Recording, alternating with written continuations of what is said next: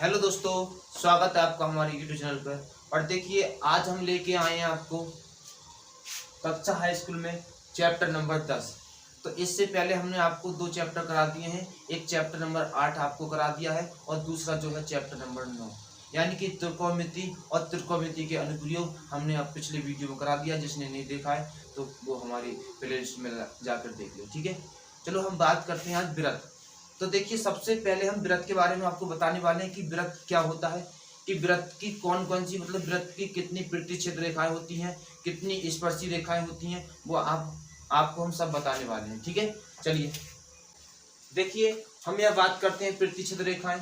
तो देखिए एक वृत्त की कितनी प्रतिच्छेद रेखाएं हो सकती हैं तो हम आपको बताने वाले हैं। तो देखिए यहाँ पर हमने एक वृत्त लिया है, ये एक सर्किल है, ठीक है। हमने एक सर्किल लिया है।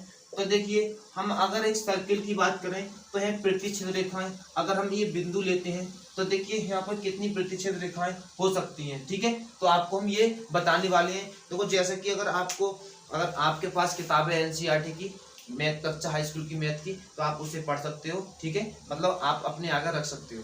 तो देखिए जैसा कि आपको ये दिखाई दे रहा होगा, देखिए यहाँ पर ये एक वृत्त है और देखो एक वृत्त पर देखिए यहाँ पर देखिए एक ही बिंदु पर कितनी प्रतिच्छेद रेखाएं यहाँ पर खींची गई हैं। तो इसका मतलब हमें क्या पता चलता है कि एक बिंदु पर बहुत सारी प्रतिच्छेद रेखाएं खींची जा सकती हैं।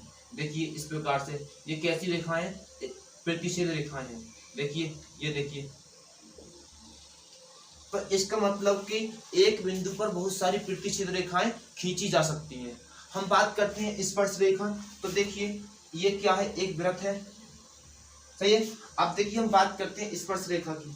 जैसे मान लीजिए हमने एक बिंदु ये लिया, तो आप बताइए इस पर कितनी स्पर्श रेखाएं खींच सकते हो। तो देखिए हमने एक स्पर्श रेखा, तो इसको ये हो गई इसकी, ठीक है। तो और क्या इस पे और खींच सकते हो? नहीं, इस पे केवल एक ही प्रतिच्छेद रेखाएं मतलब स्पर्श रेखा खींची जा सकती है। और अनेक बिंदुओं पर कितनों भी खींच लो, इसका मतलब एक यहाँ खींच सकते हो, इसी प्रकार से एक यहाँ खींच सकते हो। तो मैं 10.1 चालू कर रहा हूँ, प्रश्नावली 10.1, प्रश्नावली 10.1, ठीक है। तो देखिए यहाँ पर हम क्वेश्चन नंबर 1 लिखते हैं। तो पहला क्वेश्चन यहाँ ये है, देखिए पहला क्वेश्चन ये है कि एक वृत्त की देखिए कि एक वृत्त की कितनी स्पर्श रेखाएं हो सकती हैं। एक वृत्त की कितनी स्पर्श रेखाएं हो सकती है। तो हमने अभी बताया था कि देखिए ये कह रहे हैं कि एक वृत्त की कितनी स्पर्श रेखाएं हो सकती हैं। तो जो इसका जो आंसर होगा, हम सबसे पहले एक वृत्त लेते हैं यहाँ पे। देखिए अब बताइए एक वृत्त की कितनी स्पर्श रेखाएं हो सकती हैं। तो अगर हम बात करें एक बिंदु पर, तो एक बिंदु पर केवल एक ही स्पर्श रेखा होगी। और हम बात करें अनेक बिंदुओं पर, तो अनेक बिंदुओं पर अनेक स्पर्श रेखाएं होंगी। तो इसका आंसर ये होगा, आपको ये लिखना है अतः कि एक बिंदु पर एक स्पर्श रेखा खींची जा सकती है और अनेक बिंदुओं पर अनेक स्पर्श रेखाएं खींची जा सकती हैं। तो ये बात आप इसमें लिख सकते हो, ठीक है। चलो क्वेश्चन नंबर इसके अगले की बात करते हैं, क्वेश्चन नंबर 2। तो क्वेश्चन नंबर 2 में आपको थोड़ा ये रिक्त स्थान भरने के लिए कहा है। तो देखिए सबसे पहला क्वेश्चन ये है कि किसी वृत्त की स्पर्श रेखा उसे, अब देखिए किसी वृत्त की स्पर्श रेखा उसे बिंदुओं पर प्रतिच्छेद करती है। तो बताइए वो कितनी बिंदुओं पर उसे प्रतिच्छेद करती है, ये आपको बताना है। चलिए मैं इसको यहाँ स्क्रीन पर उतार देता हूँ।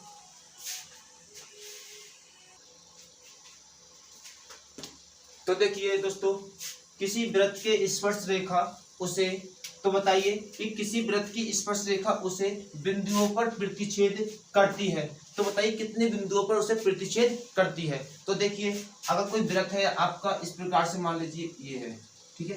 तो इसकी जो स्पर्श रेखा है, क्या है, स्पर्श रेखा ये है, ठीक है। तो उसे एक बिंदु पर, क्या, एक बिंदु पर प्रतिच्छेद करती है, ठीक है। तो इसका जो राइट आंसर होगा वो क्या होगा, एक बिंदु, ओके, क्या होगा, एक बिंदु, सही है, यही आंसर दिया इसका। इसका जो राइट आंसर होगा क्या होगा, एक बिंदु। ठीक है, एक बिंदु पर प्रतिच्छेद करती है।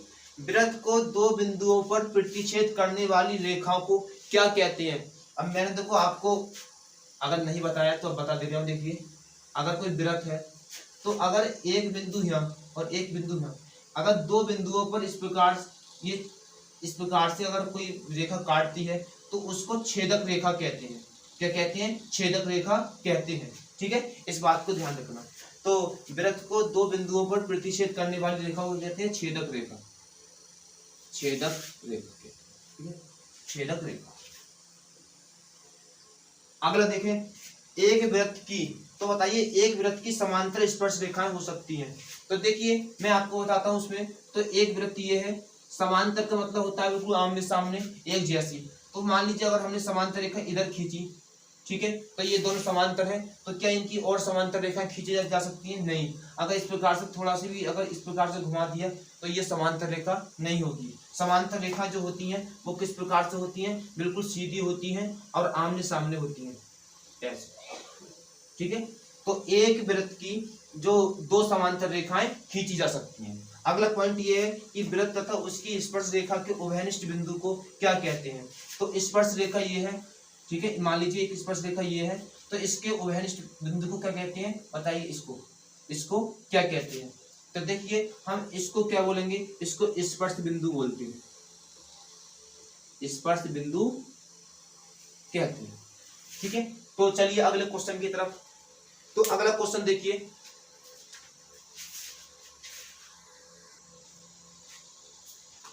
देखिए दोस्तों, ये अगला क्वेश्चन है, क्वेश्चन नंबर 3 है। ये कितना है, 3।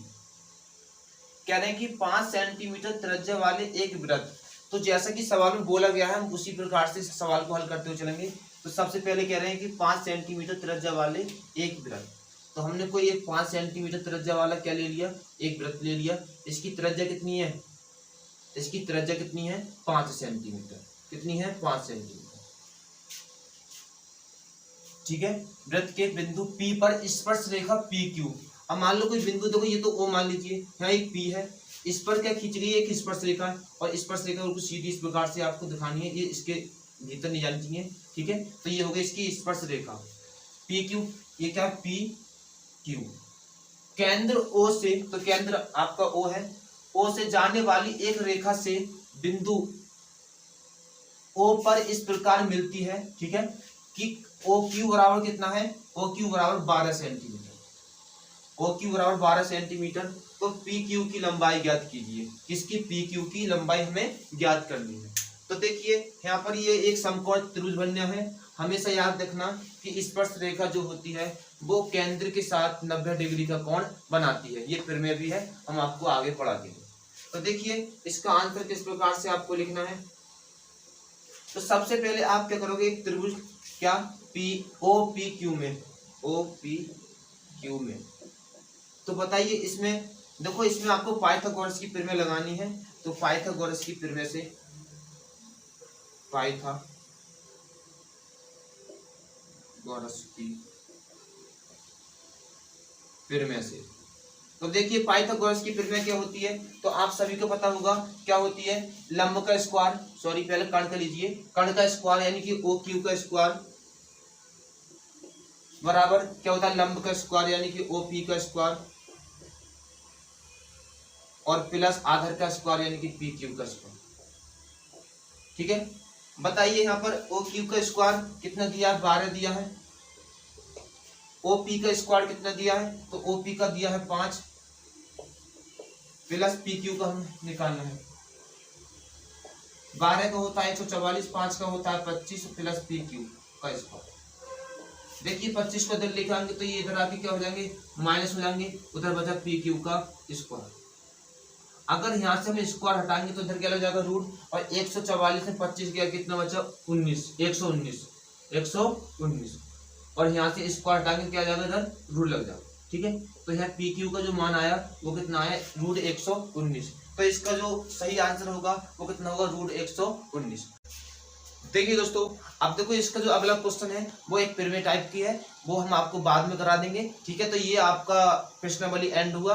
तो अगले पार्ट में हम आपको इससे अगला प्रश्नावली है वो एंड करा देंगे। तो कुल मिलाकर आपके 2 पार्टों में हम आपका चैप्टर कौन सा व्रत आपका एंड हो जाएगा। ठीक है, तो मिलते हैं अगली वीडियो में। तो अगर आपको हमारा वीडियो मतलब ये वीडियो अच्छा लगा हो तो प्लीज लाइक करें, सब्सक्राइब करें, ठीक है, और शेयर करना नहीं भूलें। तो मिलते हैं अगले वीडियो में। जय हिंद।